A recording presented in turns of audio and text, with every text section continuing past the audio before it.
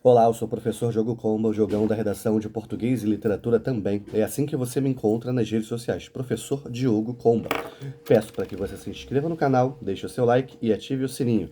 E hoje vamos continuar a leitura do livro As Mentiras que os Homens Contam, pelo conto Desentendimento. Estas coisas são complicadas. Quando Paulo Otávio disse maravilha, olhando a paisagem pintada na parede do boteco com o nome e o telefone do pintor embaixo, o telefone com mais destaque do que tudo, quis dizer que a pintura era maravilhosamente kitsch, entende? E quando, num daqueles impulsos de Paulo Otávio, ele telefonou para o pintor, Amaury, e disse que queria uma pintura dele na parede do seu apartamento novo, estava pensando na sensação que a pintura causaria entre seus amigos na festa de inauguração do novo apartamento, combinando com um ventilador de teto em estilo filme dos anos 40 passado em Marrocos, que desencavara num ferro velho, e com um anão de jardim tão horroroso, mas tão horroroso que era bonito. Todos dariam muita risada e diriam, coisas de Paulo Otávio.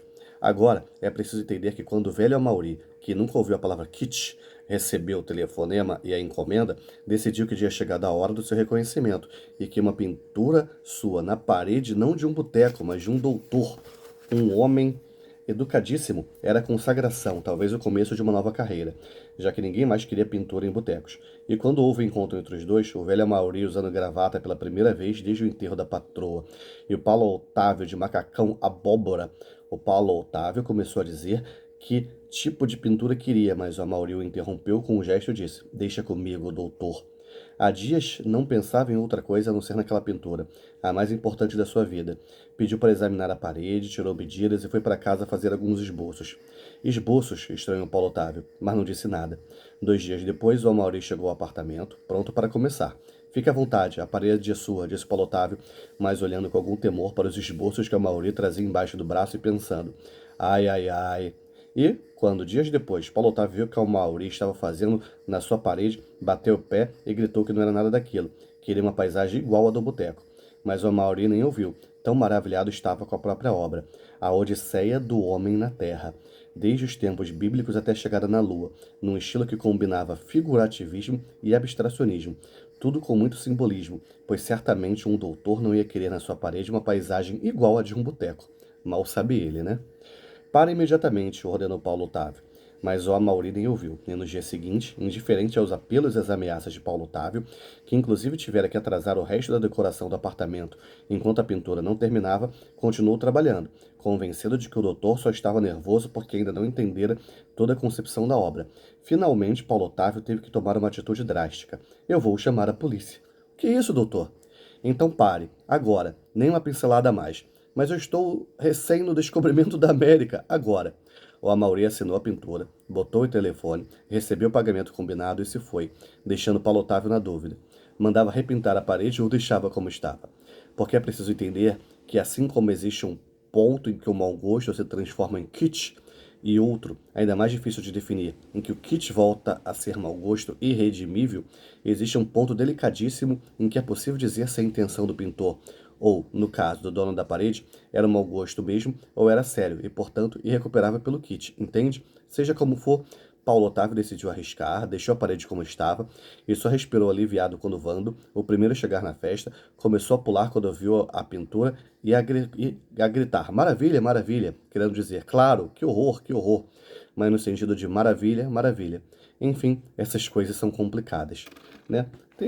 A gente não percebe aqui tão claramente a mentira, ou melhor, percebe, né? O Paulo Otávio queria uma parada, mas, tipo assim, ele não admirava tanto a obra, ele queria mais o estranhamento dos amigos. E no final, a gente percebe esse estranhamento quando o amigo dele, o Vando nesse caso, fala que é uma maravilha, mas com um tom irônico, com um tom um tanto quanto sarcástico. E o que é que acontece? O Amaury, o pintor, ele não deixa de fazer uma mentira. Por quê? Ele foge completamente do estilo dele, do tipo de obra que ele costumava fazer, e vai lá e tenta pintar uma parada totalmente nova, né? Cheia de abstracionismo, figurativismo, todo esse tipo de coisa, beleza? Vamos agora para mais um conto aqui. O nome do conto é Blefs. O que é blefe? Blefar é mentir, tipo num jogo, por exemplo. Num jogo você blefa muito para tentar enganar seus adversários. Ninguém conhece a alma humana melhor do que um jogador de pôquer, a sua e a do próximo. Numa mesa de pôquer, o homem chega ao pior e ao melhor de si mesmo e vai da euforia ao ódio numa rodada, mas sempre como se nada estivesse acontecendo. Os americanos falam do poker face, a cara de quem consegue apostar tendo Royal Straight Flush ou nada na mão com a mesma impassividade, embora a lava esteja turbilhonando lá dentro, porque sabe que está rodeado de fingidos. O jogador de pôquer deve tentar distinguir quem tem jogo de quem não tem, e está blefando por um temor na pálpebra, por um tique na orelha, ou ultrapassando a fachada e mergulhando na alma do outro. Não se trata de adivinhar seu caráter. Não é uma questão de caráter. O blefe é um lance tão legítimo como qualquer outro do pôquer. Os puros são até melhores blefadores, pois só quem não tem culpa pode sustentar um poker face perfeito sobre o escrutínio hostil da mesa. Há quem diga que ganhar com blefe supera ganhar com boas cartas e que é no blefe que o poker deixa de ser um jogo de azar e, portanto, de acaso, e se torna um jogo de talento. Já fora do pôquer, o blefe perde sua respeitabilidade. É apenas sinônimo de engodo, geralmente aplicado a pessoas que não eram o que pareciam ou fingiam ser. A história dos presidentes do Brasil desde Jânio tem sido uma sucessão de blefes. Jango, também foi um blefe, na medida em que aparentava ter um poder que não tinha. O golpe de 64 foi um blefe para quem acreditou nele, um blefe involuntário. Sarney não foi um blefe completo porque ninguém esperava que ele fosse muito diferente. Collor foi um blefe deliberado que manteve a versão política do poker face, que é uma cara de pau sustentada mesmo sob a ameaça do ridículo. E chegamos à social-democracia brasileira no poder, que pode até estar agradando a muita gente, mas é outro blefe em relação às expectativas que criou e ao que podia ter sido. Ou talvez esse blefe tenha uma história antiga e a gente é que não tinha notado. Olha só isso, né? Falei para vocês que os outros contos, até aquele desentendimento, os outros textos, né? Tá vendo o ato falho aí? Parecem mais o quê? Parecem mais contos. A gente tem, primeira vez aqui, um que pode ser classificado, com certeza, como uma crônica, né? A gente vai observando aqui o uso da primeira pessoa, não tem personagens, não tem, digamos assim, enredo, parece que ele está argumentando a partir de uma coisa. A crônica pode ter esse tom crítico, argumentativo, muitas vezes também, certo? Enfim, vamos aqui. Tem outro conto pequenininho, vamos fazer a leitura dele também. A Aliança. Esta é uma história exemplar, só que só não está muito claro qual é o exemplo. De qualquer jeito, mantenha-se longe das crianças. Também não tem nada a ver com a crise brasileira, o apartheid, a situação na América Central, no Oriente Médio ou a grande aventura do homem sobre a Terra. Situa-se no terreno mais baixo das pequenas aflições da classe média. Enfim, aconteceu com um amigo meu, fictício, claro. Ele estava voltando para casa como fazia, com fidelidade rotineira, todos os dias à mesma hora. Um homem dos seus 40 anos, naquela idade que já sabe que nunca será o dono de um cassino em Markham, com diamantes nos dentes, mas ainda pode esperar algumas surpresas da vida, como ganhar na loto ou furar-lhe um pneu. Pô, que surpresas, né? Uma sim, a outra não. Furou-lhe um pneu. Com dificuldade, ele encostou o carro no meio-fio e preparou-se para a batalha contra o macaco. Não dos grandes macacos que o desafiavam no jangal dos seus sonhos de infância, mas o macaco do seu carro tamanho médio, que provavelmente não funcionaria. Resignação e reticências. Conseguiu fazer o macaco funcionar. Ergueu o carro, trocou o pneu e já estava fechando o porta-malas quando a sua aliança escorregou pelo dedo sujo de óleo e caiu no chão. Ele deu um passo para pegar a aliança do asfalto, mas sem querer a chutou. A aliança bateu na roda de um carro que passava e voou para um bueiro, onde desapareceu diante dos seus olhos, nos quais ele custou acreditar. Limpou as mãos o melhor que pôde, entrou no carro e seguiu para casa. Começou a pensar no que diria para a mulher, imaginou a cena, ele entrando em casa e respondendo às perguntas da mulher antes de ela fazê-las. Você não sabe o que aconteceu. O quê? Uma coisa incrível. O quê? Contando ninguém acredita. Conta. Você não nota nada diferente de mim? Não está faltando nada? Não. Olhe.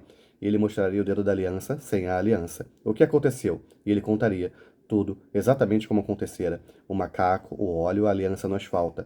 Asfalto, desculpa. O chute involuntário e a aliança voando para o bueiro e desaparecendo. Que coisa, diria a mulher calmamente. Não é difícil de acreditar? Não, é perfeitamente possível. Pois é, eu... Seu cretino! Meu bem, está me achando com cara de boba? De palhaça? Eu sei o que aconteceu com essa aliança. Você tirou do dedo para namorar. É ou não é? Para fazer um programa. Chega em casa a esta hora e ainda tem a cara de pau de inventar uma história que só um imbecil acreditaria.